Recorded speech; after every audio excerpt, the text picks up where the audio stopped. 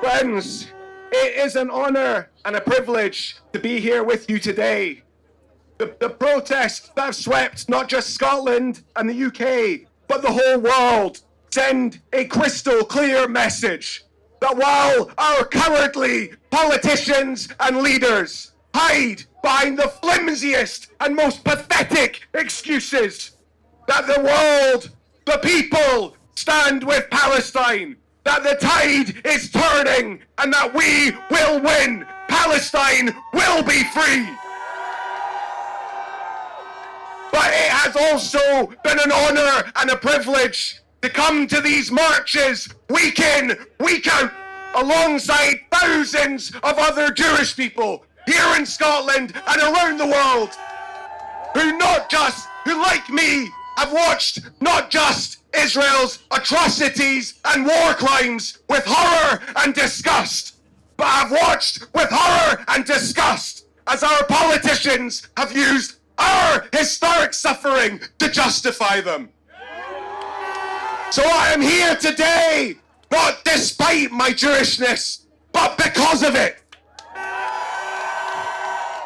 I am here today because I see in Gaza the stories that, like me, every Jewish child grows up with.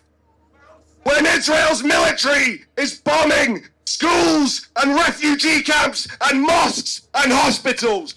When Israel's politicians go on TV to gloat and brag about the genocide that they're committing. And when the world's leaders don't just turn a blind eye, but actively defend and fund it. I think of the stories I grew up with. But those stories of racism, of extermination, of tyranny were only one part of our history. Because we also grow up with the stories of heroic resistance against impossible odds, of survival and rebellion, of victory against that barbaric tyranny and racism. And it is those stories that compel me to be here today. Because the Palestinian resistance today has the echoes of millennia of Jewish resistance. When I see the faces of terrified Palestinian children, of grieving Palestinian parents, of... Well said, well said. And it is standing with Palestine is a moral duty for everyone, but for myself and thousands, hundreds of thousands of other Jews, it is a continuation of our own fight for freedom and dignity. And in that fight, Israel is no ally. It is crystal clear. I know what Israel represented to my parents' and grandparents' generation. That never again would we have to flee oppression and extermination. And so what a bitter, cruel betrayal of those hopes when Israel makes itself the biggest friend of the racist, fascist, anti-Semitic, far-right around the world. And this isn't new. From apartheid South Africa, to Bolsonaro in Brazil, to Donald Trump, who for God's sake, they named a settlement after. Israel will happily accept the friendship and support of the most racist white nationalist leaders on earth. But anyone who thinks that that is how we defeat anti-Semitism is deluded. And I want to talk about the hypocrisy that we've seen. Let's talk about the way that anti-Semitism has dominated the headlines for years. But Islamophobia, racism, and xenophobia from every party is praised as getting tough. But why does anti-Semitism get so much coverage? It's not to protect Jews. It's to drive a wedge between the communities that should be united against white supremacy.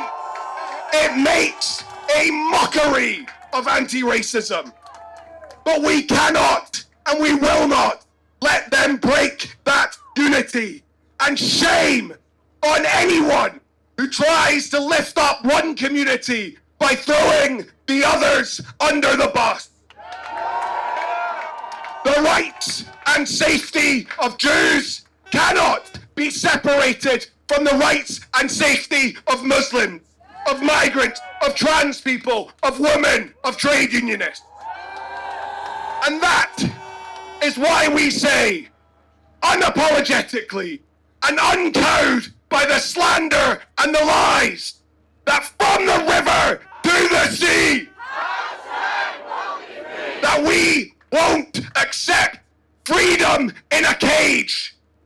That we won't accept freedom in a cage. That Palestinians must have full democratic civil rights everywhere. In Gaza and in the West Bank, but in Jerusalem and Tel Aviv as well. And when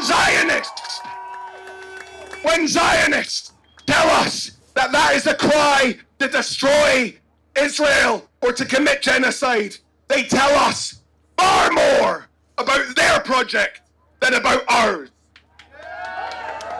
Because if full democratic civic rights for Palestinians is incompatible with Israel's existence, then there's a word for it.